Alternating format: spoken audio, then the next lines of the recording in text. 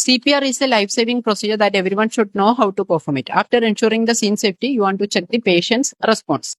Because a patient can become unconscious due to many reasons like hypoglycemia, syncope, alcohol intoxication, drug overdose, poisoning, etc. That's why we are checking the response. For checking the response, tap the shoulders by shouting, "Are you okay?" or call the name if you know that person. If the patient is responding, that is a good sign. But if the patient is not responding, immediately call for help, activate the emergency medical service. You can also assign this role to another person if there are too many persons in that scenario.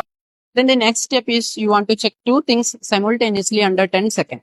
The first one is the pulse and the second one is the breathing status. For the pulse, we are using the carotid pulse.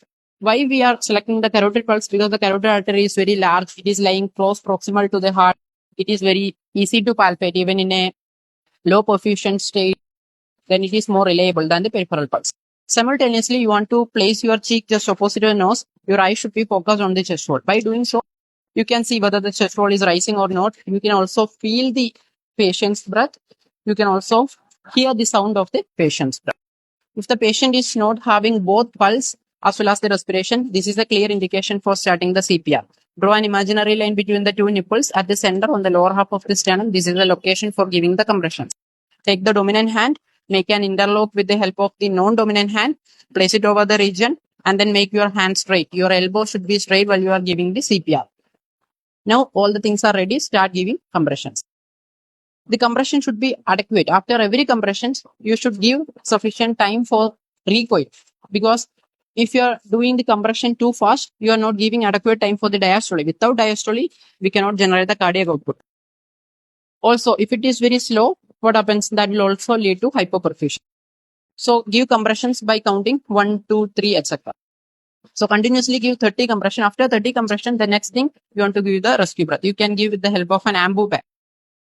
But the most common problem is that in a social scenario, you will not get the ambu bag. In such a scenario, you want to give rescue breath with the help of mouth-to-mouth ventilation.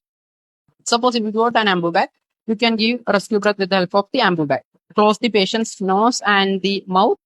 Then with the easy technique, perform the head tilt chin lift maneuver or jaw thrust maneuver and provide 2 rescue breath. After the rescue breath, continue the compression.